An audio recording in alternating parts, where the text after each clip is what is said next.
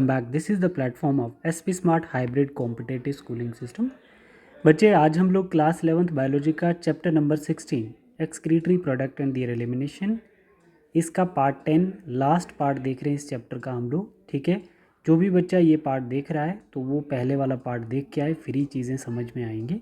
ठीक है, और इस पार्ट में हम एनसीईआरटी का पैराग्राफ 29 ले रहे हैं। टॉपिक है मिक्चुरेशंस।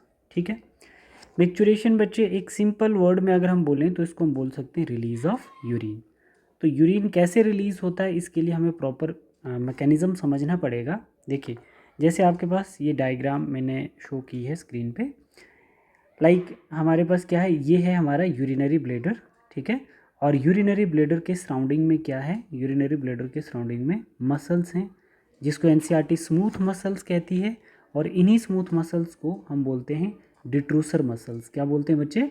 डिट्रूसर मसल्स। और इन मसल्स के सरफेस पे बेटा क्या प्रेजेंट हैं? कुछ स्ट्रेच रिसेप्टर प्रेजेंट हैं। क्या प्रेजेंट है बच्चे? स्ट्रेच रिसेप्टर प्रेजेंट है। अब हम लोग देखते हैं कि जब हमारा यूरिनरी ब्लैडर हाफ फिल्ड होता है या फुली फिल्ड हो जाता है तो क्या होता है, ये स्ट्रेच रिसेप्टर जो हैं ये एक्टिवेट हो जाते हैं। जो डिट्रूसर मसल्स के ऊपर जो स्ट्रेच रिसेप्टर हैं ये एक्टिवेट हो जाते हैं। समझ आई? तो इनके एक्टिवेट होने से मैसेज जाता है सेंट्रल नर्वस सिस्टम पे, और central nervous system via motor neuron क्या कर देता है, इन मसल्स को कॉन्ट्रैक्ट कर देगा, और यूरिन क्या होगा बच्चे, थोड़ा सा एक्सपेल आउट हो जाएगा। समझ में आ रही है बच्चे बात? ठीक है, तो साइमल्टेनियसली सेंट्रल नर्वस सिस्टम एक तो डिट्रूसर मसल्स को कॉन्ट्रैक्ट करेगा, और दूसरा कौन से मसल को, स्पिनकिटर मसल्स को, जो एक्सटर्नल यूरिथ्रल या स्पिनकिटर मसल्स, इनको रिलैक्स करेगा। सेम टाइम में डिट्रूसर मसल्स को central nervous system via motor neuron क्या करेगा, कॉन्ट्रैक्ट करेगा, और स्पिनकिटर मसल्स को रिलैक्स करेगा। इनके रिलैक्स होने से यूरिन बाहर जाएगा, और डिट्रूसर मसल के कॉन्ट्रैक्ट होने से यूरिन एक्सपेल आउट होगा। ये बात क्लियर होगी बच्चे आपको? तो अब जब हम इसको एनसीईआरटी में रीड करते हैं तो देखो, urine formed by the nephron. तो एक किडनी में मिलियन ऑफ नेफ्रॉन प्रेजेंट होते हैं। ठीक है, जिसमें एक किडनी के अंदर जो पायरामिड होते हैं वो 6 to 12 पायरामिड होंगे, और एक पायरामिड के अंदर 1000 ऑफ नेफ्रॉन्स होते हैं। Is ultimately carried out by the urinary bladder. ठीक है, फाइनली जो यूरिन प्रोड्यूस होता है तो वो कहाँ जाएगा, यूरिनरी ब्लैडर में, where it is stored till voluntary signal is given by the central nervous system. Urinary bladder में यूरिन तब तक स्टोर रहता है जब तक सेंट्रल नर्वस सिस्टम का सिग्नल नहीं आता। तो central nervous system signal is initiated by the stretching of urinary bladder. तो यूरिनरी ब्लैडर के ऊपर जो स्ट्रेच रिसेप्टर प्रेजेंट होते हैं, यूरिनरी ब्लैडर पे जो मसल हैं, डिट्रूसर मसल, उनके ऊपर जो स्ट्रेच रिसेप्टर प्रेजेंट हैं वो सिग्नल इनिशिएट करते हैं and get filled with urine. तो ये सिग्नल कब इनिशिएट होता है, जब यूरिनरी ब्लैडर यूरिन से फिल्ड होता है। In response the stretch receptor, जैसे ही यूरिन फिल्ड है, urinary bladder through urine filled है, तो क्या होगा, the stretch receptor on the wall of the bladder send signal to the central nervous system. ठीक है, तो ये जो मसल्स हैं, जो वॉल है किसकी, यूरिनरी ब्लैडर की, इसके ऊपर जो रिसेप्टर हैं उनको हम स्ट्रेच रिसेप्टर कहते हैं। वो सिग्नल सेंड करेगा किसको, सेंट्रल नर्वस सिस्टम्स को। ठीक है बच्चे? ठीक है, the central nervous system pass the motor message to initiate the contraction. ये central nervous system motor neuron के द्वारा मैसेज देगा किसको, मैसेज देगा किसको, डिट्रूसर मसल्स को। क्या करेगा डिट्रूसर मसल, कॉन्ट्रैक्ट करेगा ऑफ स्मूथ मसल्स, है ना। कॉन्ट्रैक्शन होगी किसमें, स्मूथ मसल में, मतलब डिट्रूसर मसल्स में। मैसेज किसने इनिशिएट किया, सेंट्रल नर्वस सिस्टम ने। और साइमल्टेनियसली साथ साथ में रिलैक्सेशन भी करवा देगा।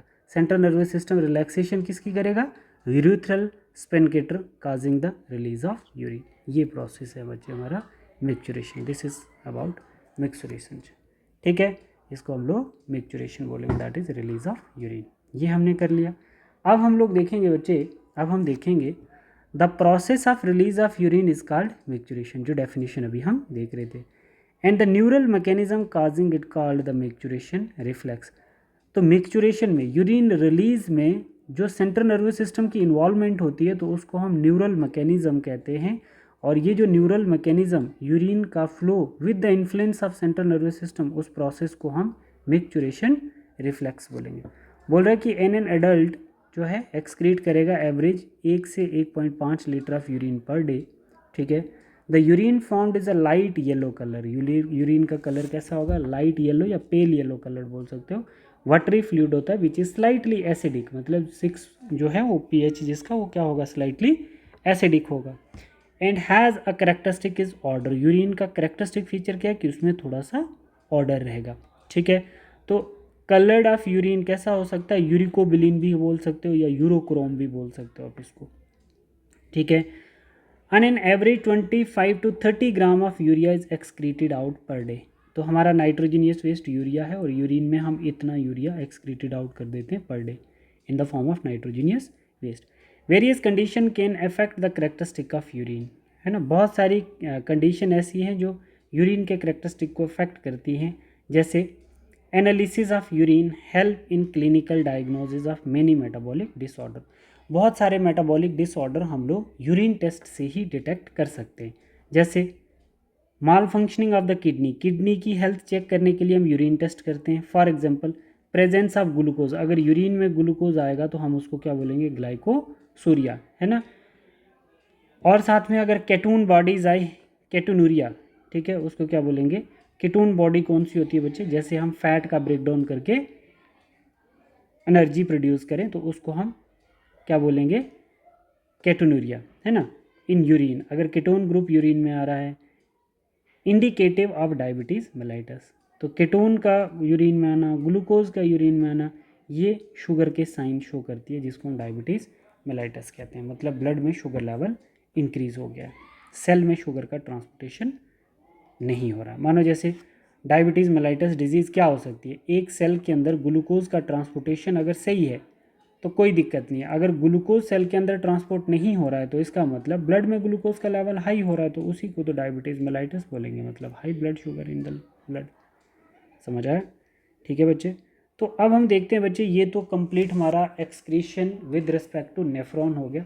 बोल रहा है कि कुछ और भी बॉडी के अंदर ऑर्गन्स हैं, role of other organ in excretion, है ना। नेफ्रॉन तो करता ही है एक्सक्रीशन, जो किडनी का यूनिट है, बट और भी ऑर्गन इन्वॉल्व होते हैं किडनी के अलावा भी, like lungs, liver, skin also help in the elimination of excretory waste.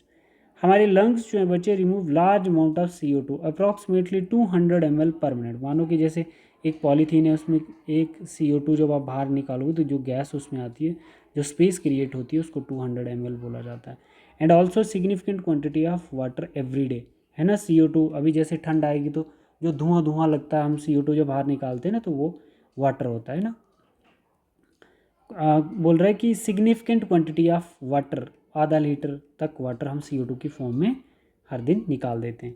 Liver the largest gland in our body, liver largest gland है हमारी बॉडी का, सिक्रीट करेगा bile containing substance like bilirubins, bilirubins, ठीक है, cholesterols, ठीक है बच्चे, degrade steroid hormone, vitamin and drugs.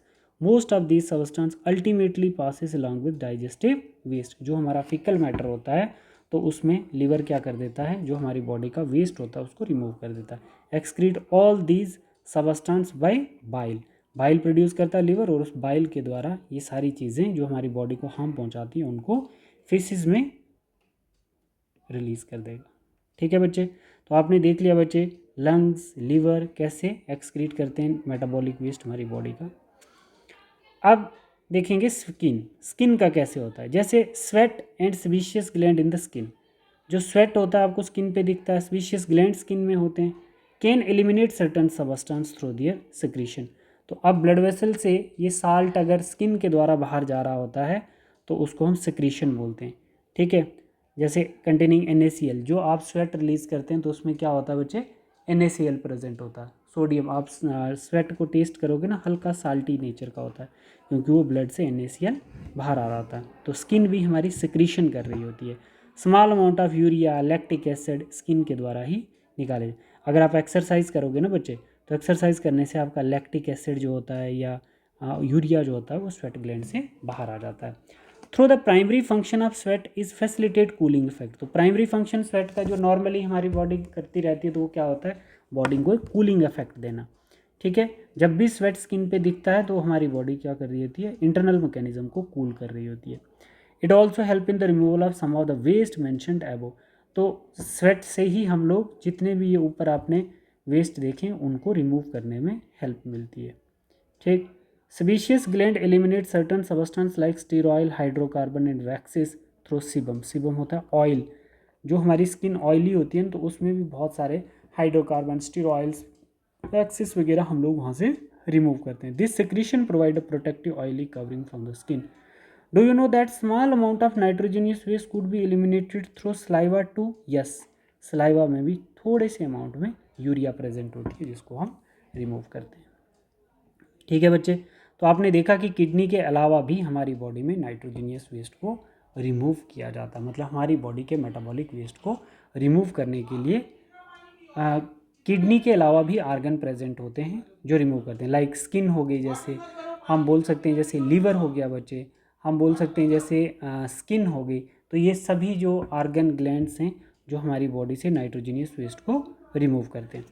अब अगर हमारा एक्सक्रीटरी सिस्टम वर्क नहीं कर रहा है, अगर एक्सक्रीटरी सिस्टम वर्क नहीं करेगा तो क्या क्या डिसऑर्डर देखने को मिल सकते हैं। ठीक है, तो सबसे पहले बच्चे माल फंक्शनिंग ऑफ किडनी देखते हैं कि किडनी अगर प्रॉपर काम नहीं करेगी तो तब हमारे डिसऑर्डर आना शुरू हो जाते हैं। Can lead to accumulation of urea. अगर यूरिया नेफ्रॉन से फिल्ट्रेट नहीं हो पा रहा प्रॉपर, है ना, तो अगर यूरिया ब्लड में एक्यूमुलेट होता जा रहा है तो डिजीज़ कौन सी काज हो सकती है? यूरिया डिजीज़ काज हो जाएगी, which is highly harmful and may leads to kidney failure. अगर ब्लड के अंदर हमारा क्या यूरिया एक्यूमुलेट होता जाएगा तो क्या हो सकता है? हमें यूरिनिया डिजीज़ हो जाएगी और उसी को हम लोग किडनी फेलियर बोलेंगे। ठीक है बेटा, in such patient urea can removed by the process is called haemodialysis. बहुत ऐसे पेशेंट में हम यूरिया कैसे रिमूव करते हैं? Via haemodialysis. हीमोडायलिसिस क्या होता है? एक अलग प्रोसेस है। हीमोडायलिसिस में बच्चे हम क्या करते हैं? आर्टिफिशियल किडनी लेते हैं। आर्टिफिशियल किडनी का मतलब होता है कि एक ऐसा हीमोडायलाइज़र यूनिट लेते हैं जिसमें हम पेशेंट का ब्लड एंटर करेंगे। ठीक है, पेशेंट का ब्लड उस डायलाइजिंग यूनिट में डाल देंगे और उसमें हेपेरिन ऐड कर देंगे, और जिसमें हमने ब्लड को डायलिसिस करना होता है उस ट्यूब को हम सेलोफेन ट्यूब कहते हैं। वो बिल्कुल ब्लड वेसल की तरह आपको दिखेगी। ठीक, अब इस सेलोफेन ट्यूब के अंदर हमने ब्लड डाला और उस ब्लड के अंदर यूरिया का अमाउंट ज़्यादा है। ठीक है, तो यूरिया हमेशा along the concentration gradient move करेगा। हमने जो हमने आर्टिफिशियल किडनी ली थी, तो अब हमारा जो सेलोफेन ट्यूब है हमने उसमें ब्लड डाल दिया, बट जो हमने डायलाइजिंग यूनिट लिया था तो उसमें यूरिया कम था। यहाँ यूरिया कम है और ब्लड वेसल में यूरिया ज़्यादा है, तो यूरिया कहाँ से कहाँ मूव करेगा? ज़्यादा से कम की ओर मूव कर देगा बच्चे। ठीक है, तो यहाँ से जब हम ब्लड निकालेंगे तो वो कैसा होगा? वो यूरिया फ्री होगा, जिसको हम वेन के द्वारा पेशेंट की बॉडी में फिर से डाल देंगे बच्चे। समझ में आया? देखो, during the process of haemodialysis the blood drain from the convenient artery to pump out the dialysing unit is called artificial kidney. ठीक है, तो हम ब्लड यहाँ से पंप कर देंगे आर्टिफिशियल किडनी में। Blood drained from the convenient artery pump out the dialysing unit after adding the anticoagulant. मतलब हमने क्या करना होता है? जब इसमें डालेंगे आर्टिफिशियल किडनी में तो हम उसमें एंटीकोगुलेंट हेपेरिन भी डाल देंगे ताकि ब्लड इसमें जम ना जाए। The unit contain a coiled cellophane tube surrounded bye fluid. ठीक है, तो जो हमने फ्लूइड डाला तो उसके साथ उसके सराउंडिंग में कौन सा ट्यूब है? सेलोफेन ट्यूब, जिसके अंदर हमने ब्लड को ढाला हुआ। Surrounded cellophane tube surrounded by a fluid, उसको हम डायलाइजिंग फ्लूइड भी बोल सकते हैं। Having the same composition as cellophane membrane of the tube allow the passage of molecule based on the concentration gradient. अब इस सेलोफेन ट्यूब में से चीज़ें बाहर आएंगी on the basis of concentration gradient. अगर जो चीज़ इसके अंदर ज़्यादा होगी, इसके अंदर जो चीज़ इस सेलोफेन ट्यूब के अंदर जो चीज़ ज़्यादा होगी और आपकी आर्टिफिशियल किडनी में कम होगी, तो सेलोफेन ट्यूब से आर्टिफिशियल किडनी की ओर चीज़ें मूव होना शुरू हो जाएंगी। तो हमें पता है कि सेलोफेन ट्यूब में जो फ्लूइड है उसमें यूरिया ज़्यादा है और बाहर आर्टिफिशियल किडनी में कम है, तो यूरिया ज़्यादा से कम की ओर मूव कर जाएगा। ठीक है, देखो, कंसंट्रेशन ग्रेडियंट के accordingly nitrogenous waste are absent in dialysing unit. Dialysing unit में क्या है? बाहर हमने यूरिया नहीं रखा है। ठीक है, these substance freely move out, तो अंदर से यूरिया आराम से बाहर आ जाएगा। Thereby clearing after adding clearing the blood. The clear blood is pumped back to the body through vein after adding antiheparins. ठीक है, to it. This method is boon to the thousand of kidney transplantation thousand of uraemic patient all over the world. ठीक है, मतलब जिनके blood में urea का amount बढ़ जाता है और किडनी वीक हो जाती है तो उनको हीमोडायलिसिस पे डाला जाता है। थाउजेंड ऑफ पेशेंट को ऐसे किया जाता है। बट जो इसका रियल सोल्यूशन है वो क्या है? Kidney transplantation is ultimate method for the correction of acute renal failures. ठीक है बच्चे, किडनी फेलियर जो होता है बच्चे, a function kidney is used the transplantation from a donor preferably close relative, मतलब अपने रिलेटिव में किडनी लेना ज़्यादा चांसेस होते हैं सर्वाइवल के, है ना। To minimise its chance to rejection, कम से कम चांस हो जाते हैं कि वो किडनी रिजेक्ट हो, नहीं तो हमारे इम्यून सेल उसको रिजेक्ट कर देते हैं किसी रेंडम की अगर ले लें, by the immune system of the host. Modern clinical procedure have increase the success rate of such complicated techniques. ठीक है बच्चे, तो इस कॉम्प्लिकेटेड टेक्निक्स का बहुत सक्सेस रेट है क्योंकि अभी तक इसका प्रोसेस कंटिन्यू चला जा रहा है। तो ये हमने देखा है बच्चे। अब रीनल कैल्कुलाई मतलब जो स्टोन हो जाती है बच्चे, किडनी में स्टोन हो गई, insoluble mass of crystallise salt हो गया, जैसे ऑक्जेलेट्स हो गए etcetera found within the kidney. कभी पत्थरों से किडनी नहीं, पत्थरों से स्टोन नहीं बनती है बच्चे। जैसे टमाटो का जो पील होता है उससे हो सकती है, राजमा का जो पील होता है उससे हो सकती है, चिकन से हो सकती है। ठीक है, इनसे आपकी रीनल कैल्कुलाई स्टोन बन सकती है। ठीक, अच्छा, ग्लोमेरुलोनेफ्राइटिस मतलब inflammation of glomeruli of kidney, glomeruli of kidney मतलब जो ग्लोमेरुलस कैपिलरीज हैं उनके अंदर इन्फ्लेमेशन आ गई, जो पोर्स थे यूरिया को फिल्ट्रेट करने वाले वो अब छोटे पड़ गए हैं, वहाँ से सबस्टेंस फिल्टर नहीं हो पा रहा है। समझ आए बच्चे? तो उसी को हम मतलब अल्ट्रा फिल्ट्रेशन डिस्टर्ब जब हो जाती है तो उसी को हम ग्लोमेरुलोनेफ्राइटिस बोलते हैं। ये भी एक डिजीज़ है। ठीक है, तो इसी के साथ बच्चे आपका ये चैप्टर कंप्लीट हो गया है। ठीक है, अब नेक्स्ट क्लास में हम लोग देखेंगे आपका मूवमेंट एंड लोकोमोशन। बच्चे बहुत अच्छे से मैंने आपको ये चैप्टर समझाया है, आपको अच्छा लगा हो तो आप बहुत अच्छे से कमेंट कर सकते हो बेटा, है ना। Thank you, God bless you all.